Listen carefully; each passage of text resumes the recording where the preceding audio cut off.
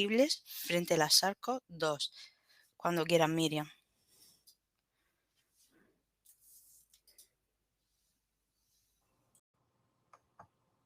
Vale, muy bien. Muchas gracias. Vale, perfecto.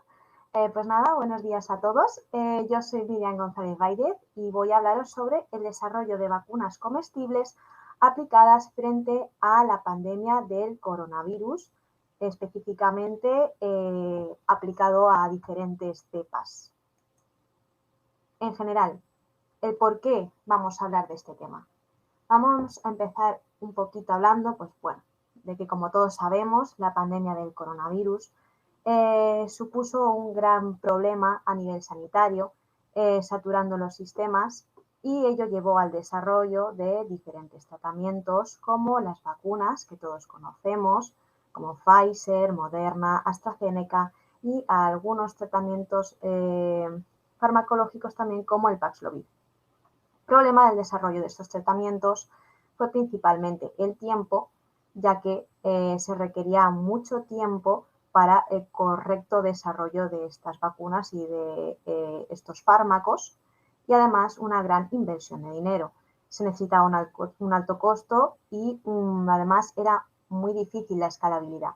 Es decir, no se podía llevar el desarrollo de estos productos a cualquier zona del mundo.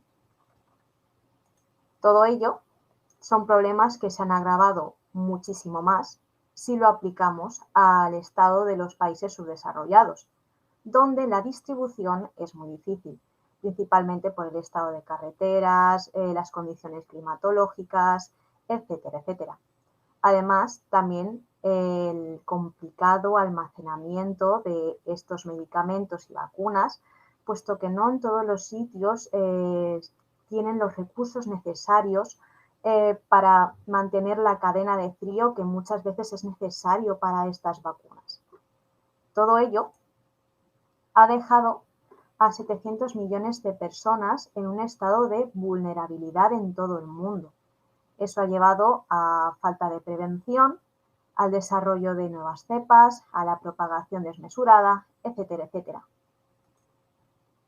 La propuesta que yo hago con este trabajo es cómo podríamos desarrollar vacunas comestibles o orales para el tratamiento rápido y preventivo de cepas nuevas. Para ello, haríamos uso de la agricultura molecular, que se basa en utilizar las plantas que administraríamos de forma comestible por vía oral y las modificaríamos mediante el uso de la biotecnología vegetal. Estas plantas tendrían una función de vacuna, es decir, nos producirían una prevención, una respuesta inmunológica frente al virus. Actualmente, en la idea de vacuna oral, ya hay ensayos prometedores, por ejemplo, ya hay casos aprobados por la FDA, ya se han realizado tratamientos frente a la alergia del cacahuete y actualmente pues es una idea que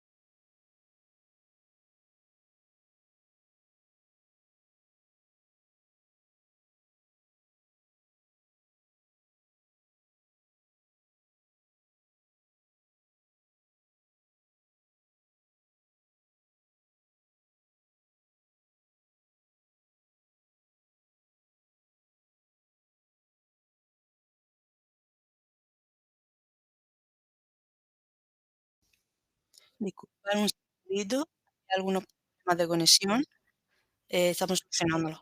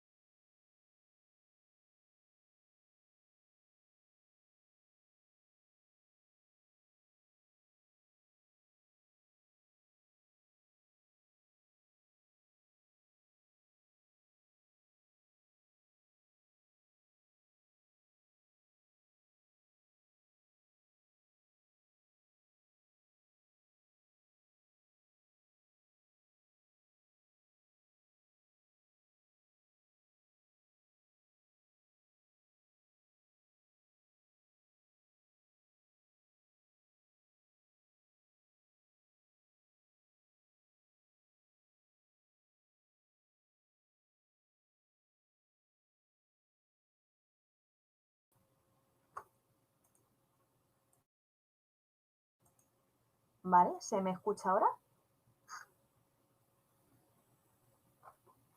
Sí, vale, perfecto. Y se me ve. Vale.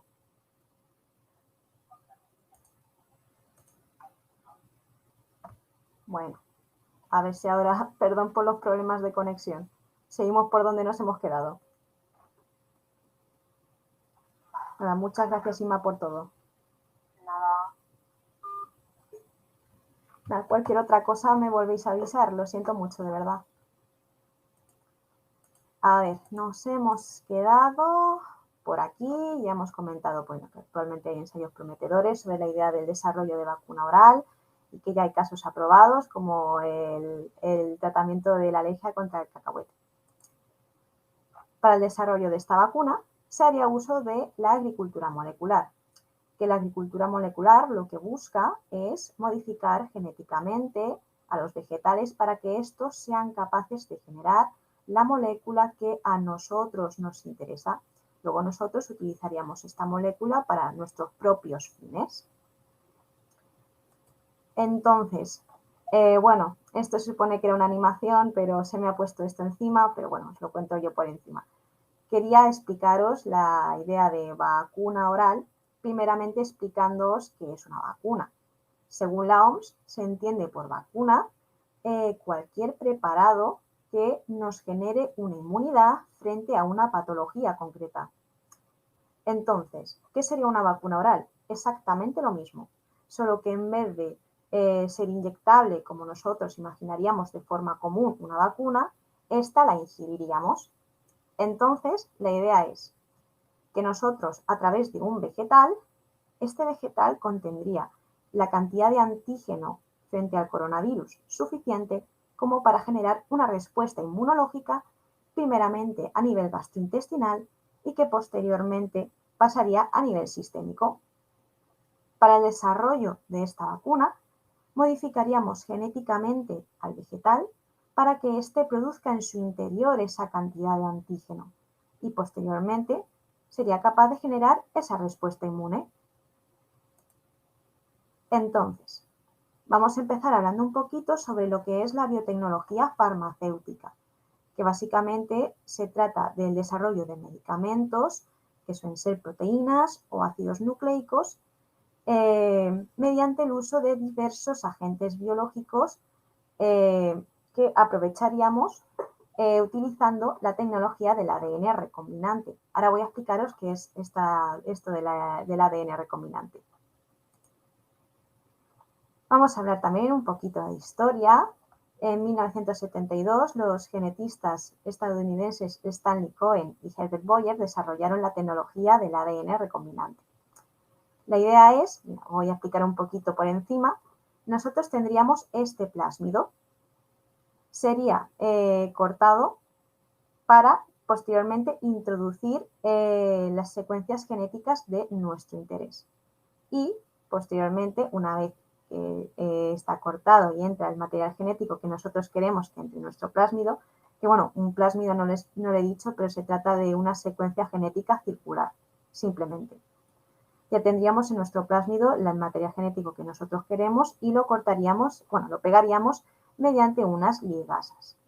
Y ya tendríamos nuestra secuencia genética de interés. Entonces, en cuanto al desarrollo y crecimiento de la biotecnología, se ha utilizado siempre con el fin de mejorar, bueno, en este caso querríamos mejorar a nuestro propio vegetal, pero con el fin de mejorar las propiedades de cualquier ser vivo, ya sea celular, bacteriano, vírico, etcétera, etcétera. Se empezó el desarrollo de la biotecnología en 1977 con el desarrollo de la somatostatina como tratamiento frente a diversas patologías endocrinas. También el desarrollo de la humulina en 1982 como el primer desarrollo, el primer concepto de insulina. Posteriormente, en 1986, el muromonab como el primer anticuerpo monoclonal, el Recombivax en 1986 también como la primera vacuna recombinante y ya posteriormente pues diversos tratamientos ya como el brodalumab 2017, etcétera, etcétera. Ya se han generado muchísimos productos. En general, la venta de biofármacos ha incrementado hasta un 12,5% en los últimos años, llegando hasta una inversión de 75.000 millones de dólares. Y además, el crecimiento en el mercado de biofármacos ha alcanzado a ser hasta el doble que el de los fármacos convencionales. Para entender un poquito cuáles serían las diferencias entre un medicamento químico y uno biotecnológico, pues os he puesto aquí una tablita. Y empezamos por medicamentos químicos. Los químicos son aquellos que han sido fabricados a través de una síntesis química. Tiene siempre el mismo sistema de elaboración, está ya bien estudiado, siempre es el mismo. La estructura está bien definida y es fácil de caracterizar. Es decir, siempre vamos a obtener la misma molécula con los mismos átomos, siempre igual. El proceso de fabricación es estable y está controlado y usualmente suelen ingerirse por vía oral. Por ejemplo, paracetamol, siempre pues el mismo desarrollo industrial, es estable, está controlado su desarrollo, el paracetamol siempre va a ser paracetamol, no va a cambiar ningún átomo, ningún movimiento ni nada. Mientras que luego, por otro lado, tenemos los medicamentos biotecnológicos, que estos se fabrican aprovechando las células vivas, utilizando líneas celulares de nuestro interés. En general, cuando realizamos el desarrollo de estos medicamentos biotecnológicos, la estructura va a ser heterogénea, es decir, va a ser compleja de caracterizar, puesto que dependiendo de la línea celular que nosotros utilicemos y de las condiciones, se va a producir la molécula pues, con unos restos de carbohidratos, glucídicos, etcétera, etcétera. Pero, bueno, en general siempre pues, va a haber una mezcla de moléculas afines. Entonces, bueno, como os he dicho, al ser generados por organismos vivos, estos medicamentos, el desarrollo de estos y sus características dependerá del medio en que nosotros lo hagamos y de los parámetros que nosotros introduzcamos para su desarrollo. Y bueno, generalmente son de aplicación intravenosa, subcutánea o intramuscular, pero recuerdo que la idea de este trabajo es principalmente con un uso de administración oral. Entonces, la agrobiotecnología o la biotecnología aplicada a la agricultura tiene diversas propuestas como la mejora de la productividad de los cultivos. Gracias a ellos pues, podemos conseguir plantas más altas, con las hojas más grandes y en generar una mayor productividad en los cultivos. También podemos utilizarlo para eliminar tóxicos o alérgenos que a nosotros no nos interesa de la planta y por tanto pues poder distribuirlo a un mayor rango poblacional. También podemos mejorar las proporciones nutricionales para hacer a lo mejor unos alimentos nutricionalmente más interesantes, a lo mejor con mayor cantidad de proteína, en esta vitamina específica, etcétera, etcétera. pero además nos permite utilizar a las plantas como bioreactores.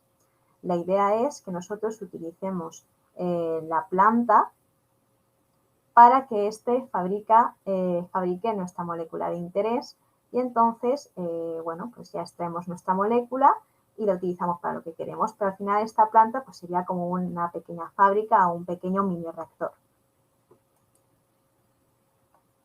En general, los movimientos de la biotecnología verde, que es la biotecnología aplicada a las plantas, podemos distinguir hasta 3 olas. La primera ola, que nos permite mejorar las propiedades agronómicas del cultivo. Aquí, por ejemplo, tenemos una hojita que está limpia, sin nada, y otra que ha sido totalmente comida por áfidos. Eso es porque una ha sido modificada genéticamente para que esta no la afecte y otra no. En ese caso, pues tendríamos una mayor productividad a esa que ha sido modificada. Tenemos la segunda ola para la producción de alimentos más saludables y más completos, como la idea del arroz dorado, que se trata del arroz que ha sido modificada genéticamente para que éste genere la provitamina A, es decir, que genere vitamina A y entonces poder distribuirlo sobre todo en las zonas donde hay una mayor deficiencia de esta vitamina. Y luego, por último, la tercera ola, que pues, se basa en la idea de molecular farming, es decir, la utilización de plantas como pequeñas mini fábricas de esa molécula que nosotros queremos utilizar. En general, para poder desarrollar nosotros nuestra planta transgénica, se requiere estipular diversos puntos estratégicos que garanticen la correcta expresión de la molécula que buscamos. Entonces, tendríamos que establecer un método adecuado de introducción del material genético en nuestro vegetal. Para ello podemos utilizar los sistemas integrativos o sistemas no integrativos que posteriormente explicaré. Y también pues, va a depender mucho también de la especie que nosotros busquemos transformar. En este caso, nosotros vamos a centrarnos en plantas, pero también se pueden transformar animales y también se pueden transformar genéticamente microorganismos. Entre los sistemas integrativos empiezo por el más característico y el que más se utiliza a día de hoy, que es el Agrobacterium tumefaciens. Básicamente se recurre a una bacteria que vive de forma natural en el suelo, la cual se introduce en el interior de la planta a través de pequeñas heridas que tiene esta. Entonces, esta bacteria, a través del plásmido T, va a infectar al interior del núcleo de nuestra célula vegetal. Y esta secuencia genética del plásmido T se va a introducir en el cromosoma de la célula vegetal. Esto va a inducir un cambio genético en la célula que va a generar una multiplicación muy rápida, generándose una hiperplasia o una galla tumoral. Ello nos llevaría al desarrollo de múltiples células modificadas, generando pues, esta enfermedad en la planta. Actualmente lo que se hace es aprovechar esta bacteria, eliminándole la capacidad virulenta e infectiva que evita el correcto desarrollo de la planta, pero aprovechándolo para que éste transmita el material genético que a nosotros nos interesa a la célula. Otro sistema integrativo que, bueno, es un poquito menos utilizado, pero también es muy interesante, es la biobalística, que se trata de una técnica que se trata de que tenemos pequeñas micropartículas que van a ser como pequeñas microbalas. Estas van a estar recubiertas por nuestro material genético de interés y posteriormente serán disparadas a una gran velocidad por un gas a presión, de manera que atravesará la membrana celular e introducirá este material genético en el interior del cromosoma de la planta. Los sistemas integrativos actualmente son los más utilizados y los que yo voy a utilizar como propuesta para el desarrollo de la vacuna oral. No obstante, ahora también explicaré un poquito los sistemas no integrativos. Para comparar un poquito la primera técnica de Agrobacterium tumefaciens frente a la biobalística, Hay que decir que el método de Agrobacterium tumefaciens permite transformar únicamente dicotiledóneas y algunas monocotiledóneas. No obstante, esto para nuestra idea no es un problema porque, como luego veréis, las plantas que se utilizan actualmente como propuesta de vacuna oral, prácticamente todas entran en el rango de dicotiledóneas y monocotiledóneas. No obstante, bueno, la biobalística tiene la ventaja de que puede transformar células sin limitaciones. En cuanto al tipo de integración del genoma, este material genético en Agrobacterium tumefaciens va a ser totalmente aleatorio, en una región totalmente aleatoria. Sin embargo, pues bueno, no se van a generar copias independientes y la transmisión va a ser muy precisa. Luego también tenemos la multicopia en tándem de la biobalística, que es un poquito más imprecisa y además multicopia en tándem significa que si nosotros tenemos la secuencia genética de adenina, guanina, citosina, va a introducir todo el rato adenina, guanina, citosina, adenina, guanina, citosina, adenina, guanina, citosina. Es decir, la misma secuencia genética una y otra y otra y otra y otra vez. Y esto no interesa. En cuanto a la construcción de vectores, es decir, del medio que va a transportar nuestro material genético, sí que es cierto que con Agrobacterium tumefaciens es un tanto más compleja y con la biobalística es más sencillo. Y en general, pues Agrobacterium tumefaciens, como solo se puede hacer en unas pocas plantas, la dependencia del genotipo es mayor y también de la secuencia genética que nosotros queramos introducir. Y pues con la biobalística la secuencia genética pues tiene una menor dependencia. En general, yo lo que voy a explicaros a lo largo del trabajo va a estar siempre enfocado en Agrobacterium tumefaciens, porque la biobalística se utiliza menos, además de que la idea de estar atravesando constantemente una célula para modificarla hace que muchas veces se generen resistencias o incluso evite el correcto desarrollo de la célula o la podamos matar. En cuanto a otro sistema integrativo, que bueno, este sí que no se aplica nada, este únicamente se utiliza en laboratorio, que es la transformación en plastos, que básicamente pues se trata de transformar un plasto a conveniencia, los fusionamos de manera conveniente y realizaríamos esta modificación genética. Pero ya os digo, se utiliza únicamente in vitro, en laboratorio, y creo que únicamente con 2 o 3 especies de plantas, no mucho más. Pero me parecía interesante también deciros que existe. Y en cuanto a sistemas no integrativos, pues ya sería aprovechar vectores virales.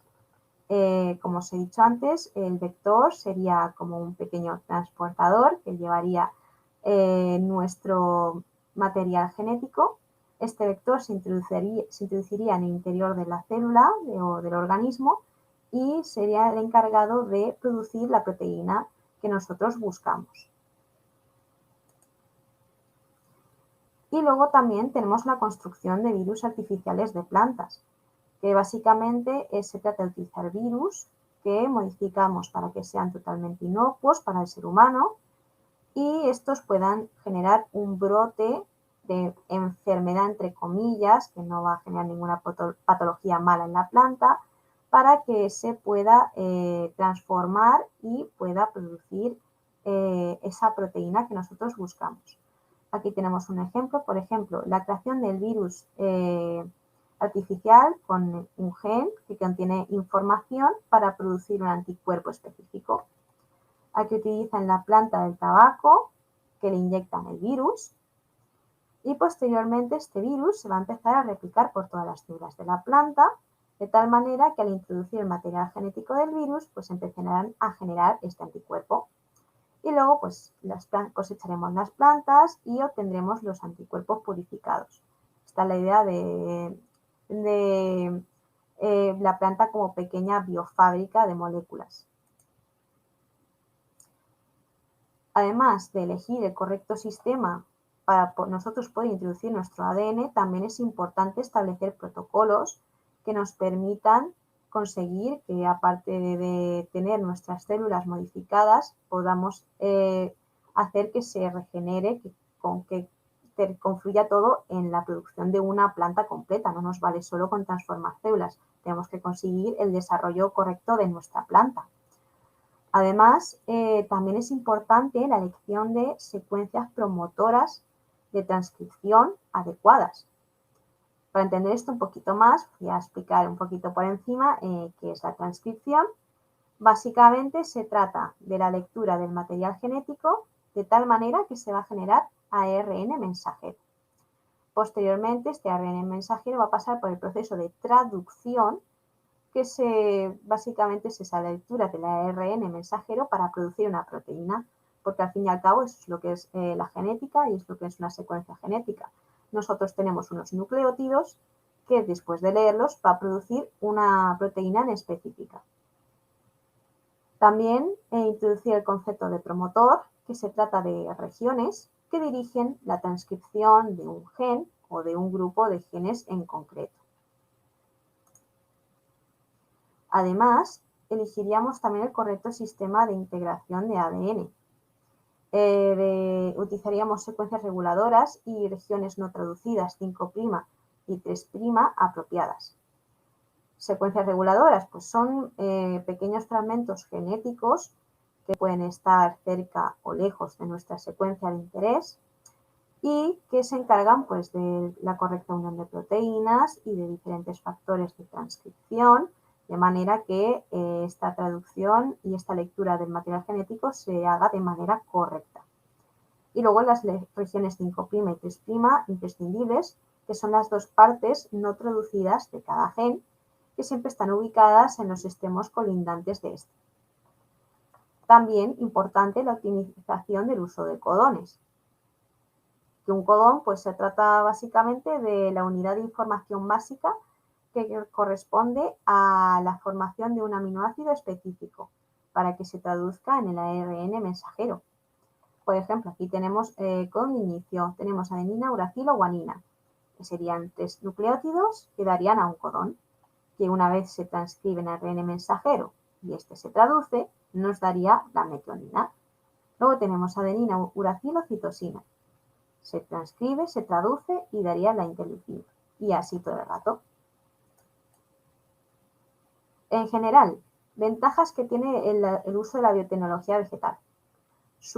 El desarrollo de esto y la utilización podría convertirse en una herramienta principal y primordial en estados críticos como fue la aparición de la pandemia del coronavirus, que no sabíamos qué hacer, ni qué tratamiento realizar, ni nada de eso. Porque nos permite realizar cultivos a alta escala, que son muy rentables, con una tasa de producción muy rápida y que nos permite obtener altas cantidades de proteína.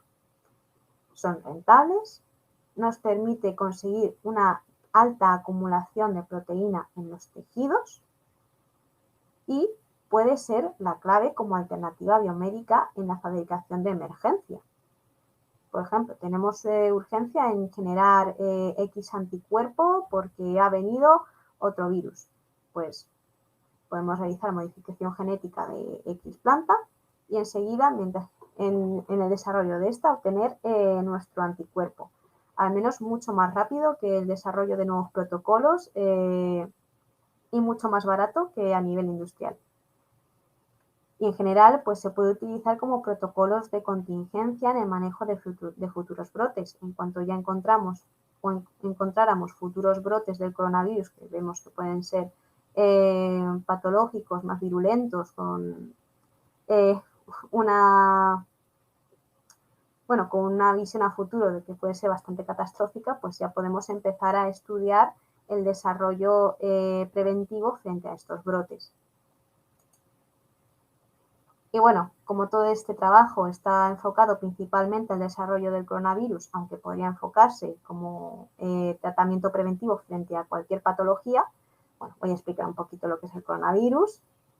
Todos sabéis que supuso una pandemia, que básicamente pues, es una epidemia que se propaga en diversas regiones o a nivel mundial,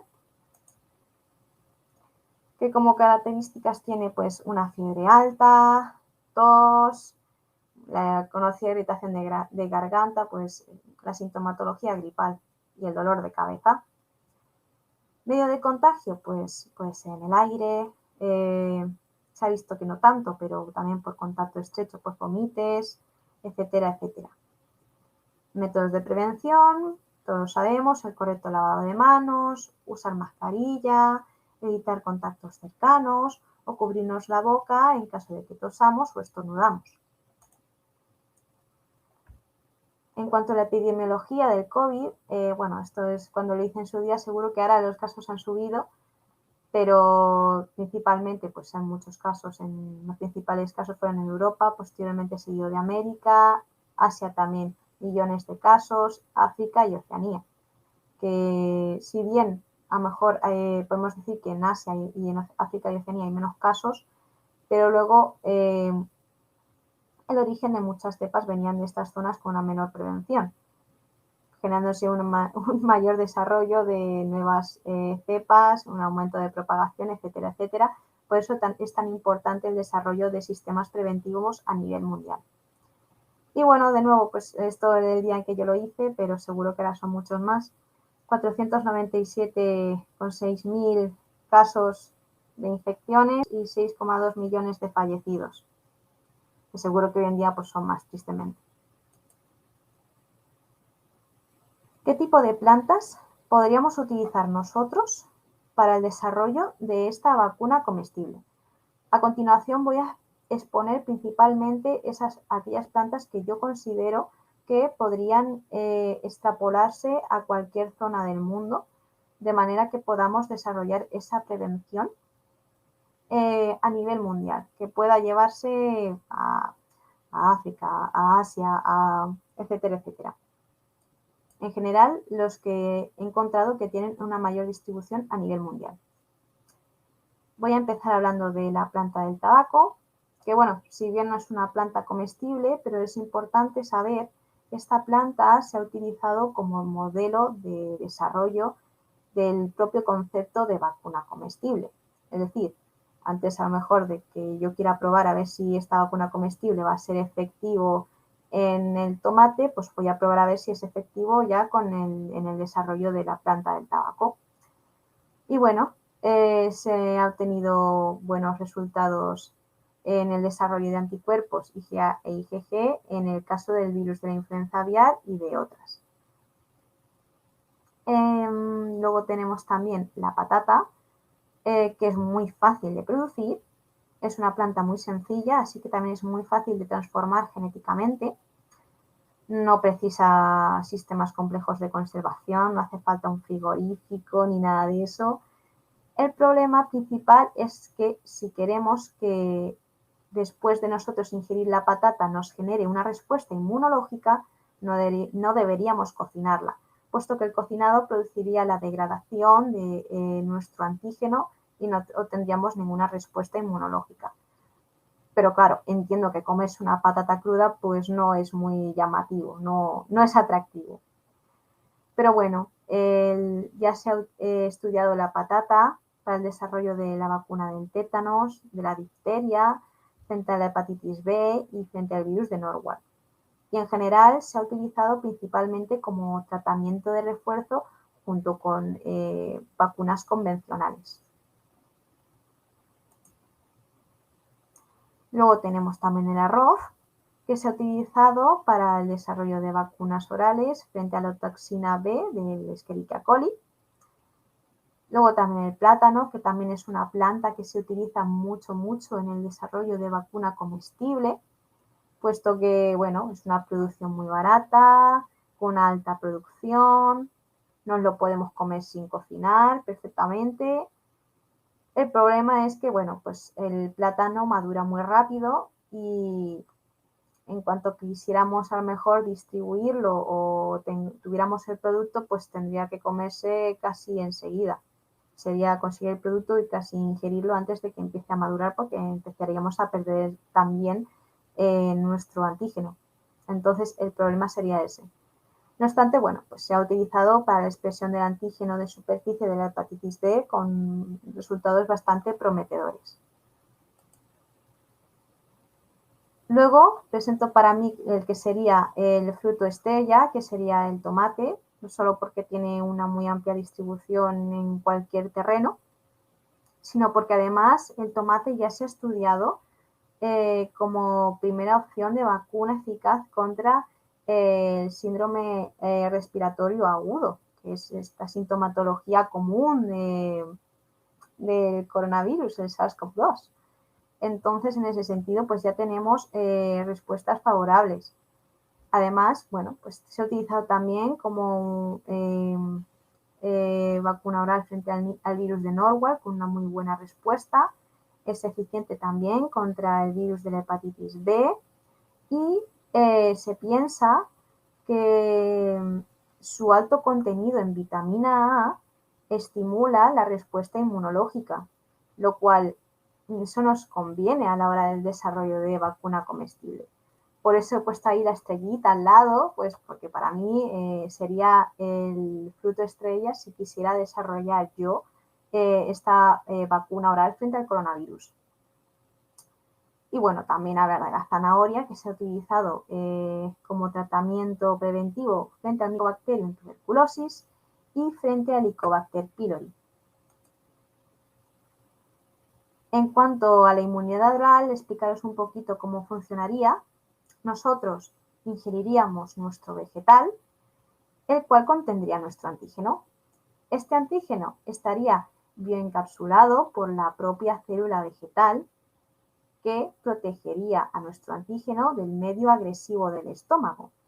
Esto es porque los vegetales contienen beta-glucanos, beta-1,4 y beta-1,6, que protegen al antígeno de la hidrólisis enzimática presente en el tracto digestivo. Inmunológicamente, nosotros ingeriríamos nuestro antígeno contenido en la planta, que llegaría a las células de microfol del intestino. En estas células inducirían la llegada de las células dendríticas, que se tratan de unas células que presentan antígenos a los diversos ganglios linfáticos. Aquí tenemos el DC, que es la célula dendrítica, con esos puntitos amarillos que son los antígenos, que lo llevarían al nodo linfático mesentérico. Aquí, una vez que presentan los antígenos, se produciría el desarrollo de linfocitos TCD4. Estos linfocitos TCD4 inducen a su vez el desarrollo de linfocitos T helper 1, que se traduce a su vez en el desarrollo de linfocitos T citotóxicos, que esto ya más en cristiano lo conocemos todos, que básicamente pues, se encargan de destruir a aquellas células que han sido infectadas para evitar que se sigan infectando otras células vecinas.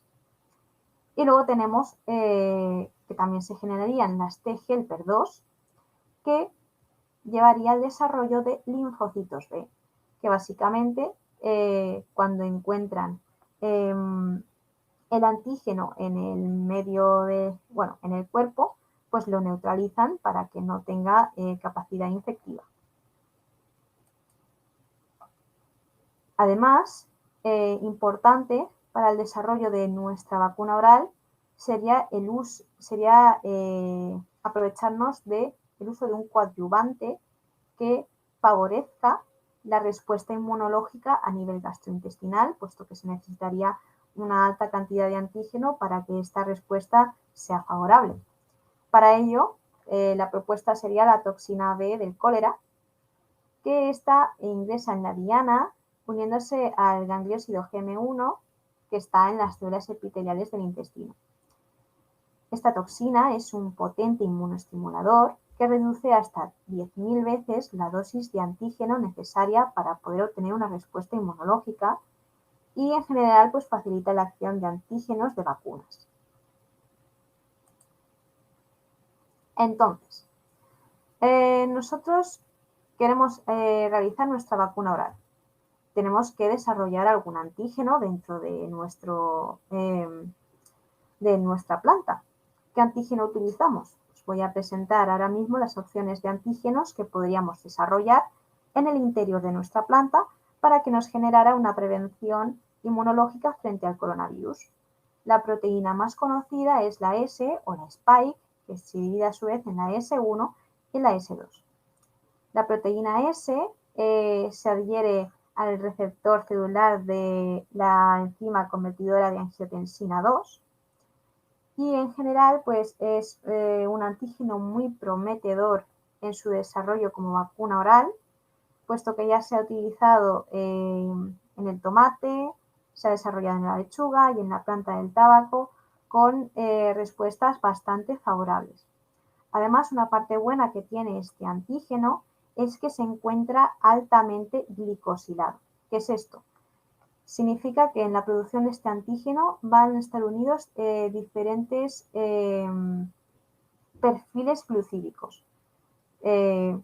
Diferentes carbohidratos se van a unir a este antígeno de manera que vamos a tener diferentes perfiles de un mismo antígeno y esto va a favorecer una respuesta inmunológica, puesto que nuestro sistema inmune será más reactivo a las diversas formas que puedan presentarse de un mismo antígeno. Luego también otros antígenos que tendríamos sería la proteína M de membrana y la proteína N de la nucleocápside del virus. Estos antígenos ya se ha estudiado su desarrollo en el interior de la planta del tabaco, se ha administrado en ratones y generan una respuesta inmunológica bastante prometedora. Luego también, aunque no se utilizaría como sistema preventivo, pero sí como tratamiento, sería el uso de la enzima convertidora de angiotensina 2, cuyo desarrollo se ha visto que mejora el síndrome respiratorio agudo característico del coronavirus, disminuyendo esa hipertensión pulmonar característica, favoreciendo el correcto riego sanguíneo de la zona pulmonar. Además, el desarrollo de esta enzima también está altamente glicosilada, lo cual también favorece el tratamiento de la sintomatología. Se ha desarrollado esta enzima en el interior de las hojas de la lechuga, se ha administrado en ratones y la respuesta sistémica ha sido muy favorable en ratones que han sido tratados para presentar este SARS. Entonces, recapitulamos. Tendríamos que modificar genéticamente una planta para que pudiera desarrollar en su interior o la proteína spike como antígeno, la proteína nucleocápside o la proteína de membrana. Estas proteínas o antígenos generarían la respuesta inmunológica que nosotros buscamos, que además podemos utilizar la proteína de la cepa que a nosotros nos está interesando en el momento para generar una respuesta inmunológica más específica y actual. Por eso el interesante del desarrollo de estas vacunas comestibles. Para poder introducir el material genético de nuestro antígeno, de esa proteína del coronavirus, manipularíamos genéticamente el ADN para introducir esta secuencia genética de las proteínas del SARS-CoV-2. Cortaríamos un plásmido, mira, imaginad en este caso que fuera el plásmido T del Agrobacterium tumefaciens, que es ese plásmido que es capaz de introducir su secuencia genética al interior del cromosoma de las células vegetales. Este plásmido lo cortaríamos en una secuencia de interés mediante unas endonucleasas de restricción específicas. Posteriormente introduciríamos el material genético de interés, es decir, el ADN pues, de nuestra proteína N, la M o la S, según interese. Y como resultado obtendríamos nuestra secuencia de ADN recombinante. Ya tendríamos nuestro plásmido con el material genético de interés. Aquí también he hablado un poquito de las enzimas de restricción que se utilizarían según la secuencia que queramos introducir en el plásmido, pero bueno, esto ya meramente informativo. Promotores específicos que podríamos utilizar de tejido Esto es muy importante, la elección de un correcto promotor, porque según el promotor que utilicemos, pues la expresión de nuestro antígeno será mejor o peor. Es importante elegir un promotor que nos permita el desarrollo del antígeno únicamente en el interior del fruto y no en el desarrollo de toda la planta, porque si se desarrollara en toda la planta, probablemente se podría comprometer el correcto desarrollo de esta y no nos convendría entonces el desarrollo y el cultivo de la planta. Por ejemplo, si quisiéramos transformar genéticamente el tomate, pues el promotor específico elegido sería el E8, que estaría antes de pues la secuencia genética de cada gen. Si quisiéramos utilizar cualquier otro vegetal, pues ya a lo mejor el promotor sería otro. Pero importante que sea específico de fruto. Luego, terminador. También es muy importante para la correcta regulación y la expresión de la proteína viral en el interior del fruto y del genoma vegetal. A lo mejor este no es tan específico de fruto, pero se utiliza mucho, más dependiente a lo mejor del sistema de transformación que utilicemos, sería el elegido, bueno, en caso de que quisiéramos igualmente transformarlo en el interior del tomate mediante el sistema de Agrobacterium tumefaciens, uno de los más utilizados sería el noster o el gen de la nopaína sintasa de Agrobacterium tumefaciens. Este tenos que está aquí al final de cada secuencia genética del antígeno del virus. Entonces, aparte de introducir la secuencia genética que daría el desarrollo del antígeno del virus para generar esa respuesta inmunológica, también sería importante introducir genes de resistencia antibiótica para así nosotros poder seleccionar qué especies han introducido nuestra secuencia de interés de las que no. Por ejemplo, nosotros queremos saber qué células de Agrobacterium tumefaciens, qué células de Agrobacterium tumefaciens han introducido nuestro material genético de las que no. Yo para ello pues introduciría mi secuencia genética otra secuencia complementaria que induzca resistencia antibiótica. Por ejemplo, yo introduzco el gen de la resistencia a canamicina, que es este NPT2, por ejemplo. Y yo someto a mis células de Agrobacterium tumefaciens, a las que ya las he sometido a un proceso de transformación. Posteriormente yo las someto a un medio con canamicina. Aquellas que sobrevivan serán porque han integrado mi material genético de interés y, por tanto, también tienen el gen de resistencia a este medio antibiótico. Aquellas que mueran no habrán introducido el material genético y, por tanto, morirán frente al medio de canamicina, claro. Luego repetiríamos el mismo proceso, pero aplicado al gen de resistencia antibiótica para marcar plantas.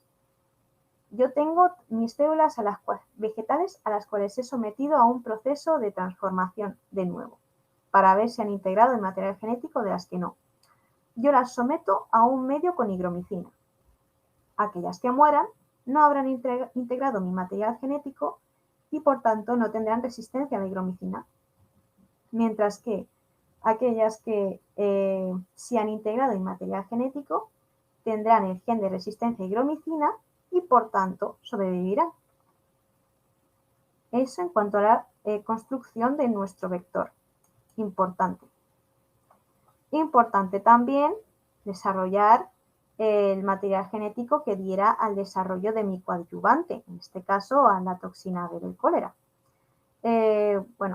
Se trata de aquí el promotor T7, mi material genético y el C-tenon como el terminal. Ya hemos dicho que, que estimula la respuesta inmunológica y que sería fundamental en el desarrollo de vacuna oral. Entonces aquí tengo un poquito un resumen de cómo sería todo. Primeramente, pues tenemos nuestro vector, nuestro plásmido, el cual introduciríamos en las bacterias, por ejemplo, mediante un electroporador. Bueno, se trata de unas secuencias eléctricas que generarían pequeños poros en la célula, de manera que se introducirían estos vectores con el material genético y se transformarían estas células. Tendríamos, por ejemplo, nuestro Agrobacterium tumefaciens ya transformado y posteriormente pasaríamos a un cultivo en placa para ver cuáles son aquellas células que han introducido el material genético de las que no, repitiendo lo mismo de selección frente a resistencia antibiótica. Ya tendríamos nuestro Agrobacterium tumefaciens seleccionado con el material genético de interés, que aquí lo tenemos, que ya tiene nuestro material genético. Posteriormente pasaríamos a que esta bacteria infectara el interior de la célula vegetal, del vegetal que nosotros elijamos, y esta empezaría a desarrollarse. Seleccionaríamos aquella que ha introducido el material genético, esta secuencia azulita que pone aquí, de las que no. Y una vez que ya tenemos la selección de aquellas que tienen el material genético de interés y que van a generar el antígeno que dará la respuesta inmunológica, pues ya empezamos el correcto desarrollo de la planta. Posteriormente, también, una vez que ya tenemos todo esto, también procederíamos a un análisis del material genético presente en la planta mediante la técnica de PCR, que bueno, en los últimos años se ha hecho muy famosa la idea de PCR, pero bueno, voy a explicar un poquito. Sabemos que las siglas refieren a la reacción en cadena en polimerasa, que se trata de una técnica que permite obtener un gran número de copias de un fragmento específico de ADN. Básicamente, la metodología es la siguiente. Nosotros tenemos nuestro ADN molde, nuestra cadena de arriba y nuestra cadena de abajo. Procedemos a la desnaturalización de esta mediante diferentes choques térmicos que van a permitir la separación de la hebra de arriba frente a la de abajo. En la técnica de PCR se incluyen cebadores que se unen al principio o al final de cada cadena, que va a ser como un molde, va a ser como el pequeño iniciador que va a inducir que se liguen los nucleótidos correspondientes a cada cadena molde. Mediante la Taq polimerasa, estos cebadores que hemos añadido anteriormente se van a extender y vemos cómo se van agregando los diversos nucleótidos tanto en la hebra de arriba como en la hebra de abajo. Por tanto, de nuestra secuencia, de nuestra cadena de ADN molde que tenemos arriba, teníamos una secuencia de ADN, ahora tendríamos dos. Y así se repetiría hasta que nosotros quisiéramos, multiplicando el material genético y para posteriormente poder analizarlo.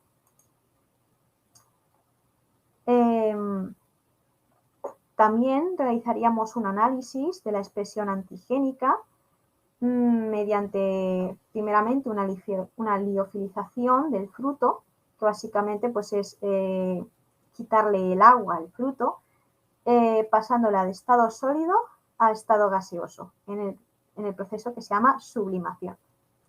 De esta manera tendríamos un polvillo, como sale aquí en el fondo del tomate, tendríamos un polvillo fino. Posteriormente pasaríamos a la detección del antígeno utilizando anticuerpos específicos, que bien podrían ser de ratón, podrían ser de conejo, etcétera, etcétera.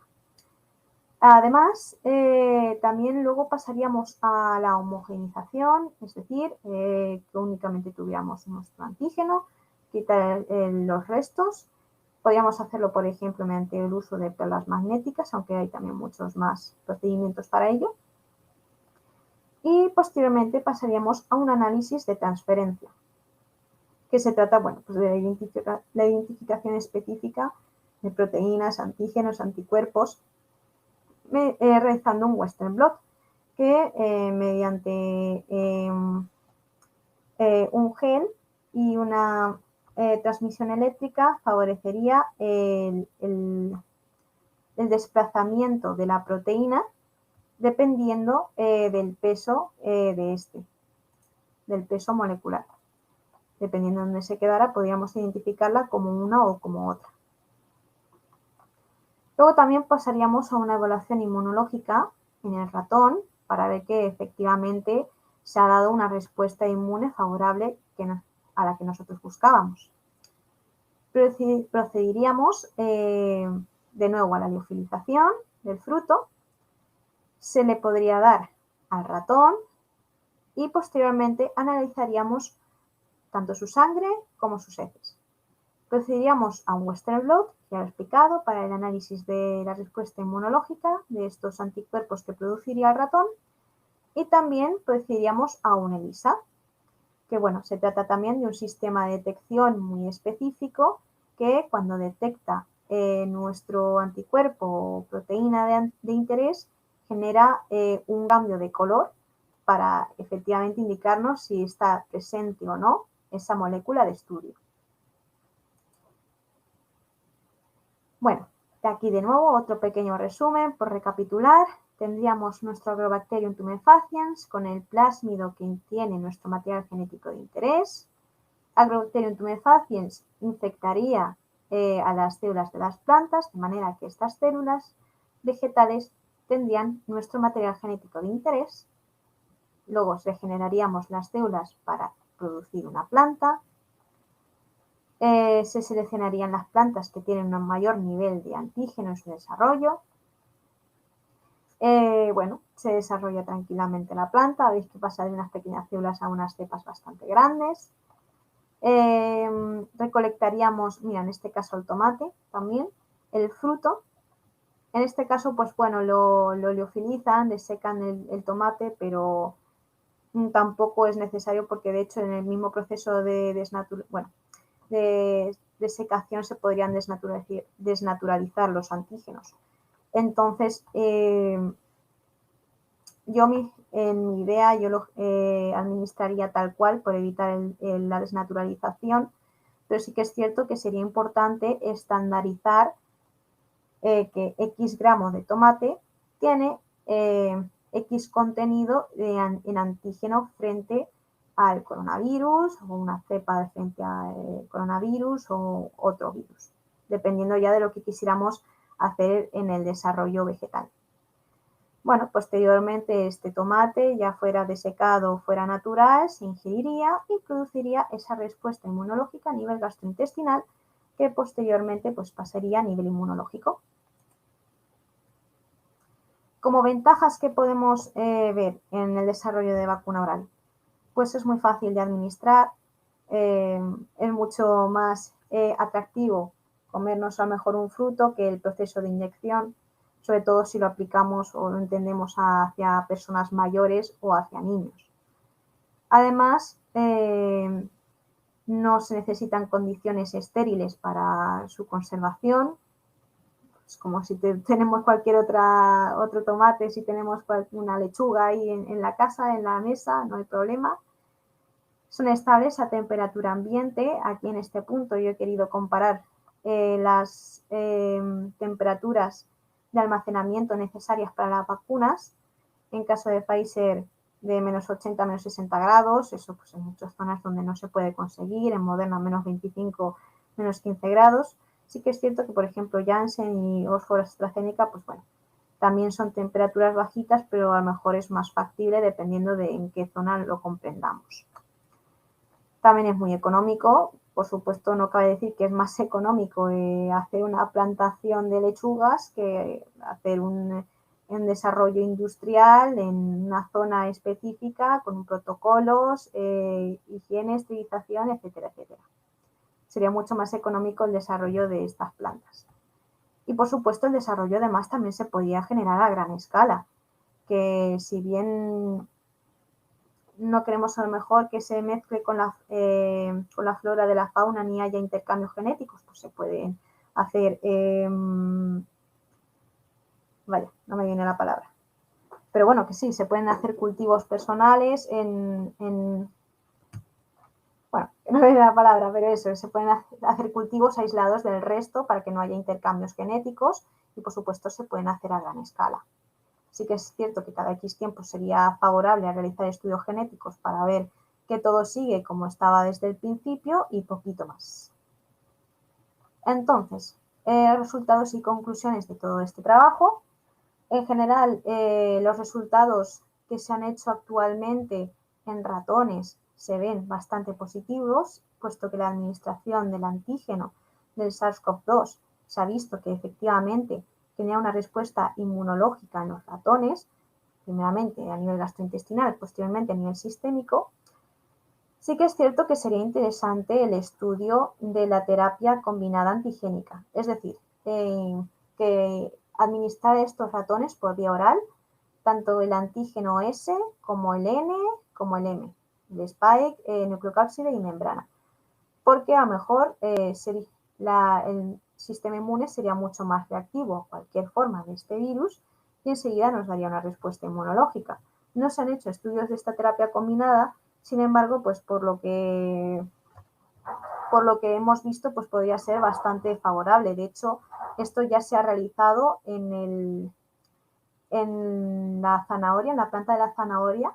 Se han desarrollado el estudio conjunto del desarrollo de 2 antígenos en el interior de la zanahoria frente a Mycobacterium tuberculosis y se ha visto que la respuesta inmunológica es mucho mayor que si se desarrolla únicamente un antígeno de esta bacteria. Pero bueno, lo vemos para futuro, a lo mejor lo hacen, a lo mejor no, quién sabe.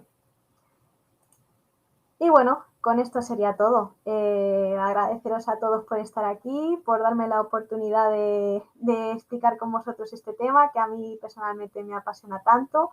Me ha encantado investigar los medios y que podríamos hacer para el desarrollo de esta tecnología y nada, espero que os haya gustado y muchas gracias. Muchas gracias, Miriam, por tu colaboración. Muchísimas gracias, ha sido un placer. Informar a todos los asistentes que la próxima ponencia será a las 4 de la tarde. Muchas gracias.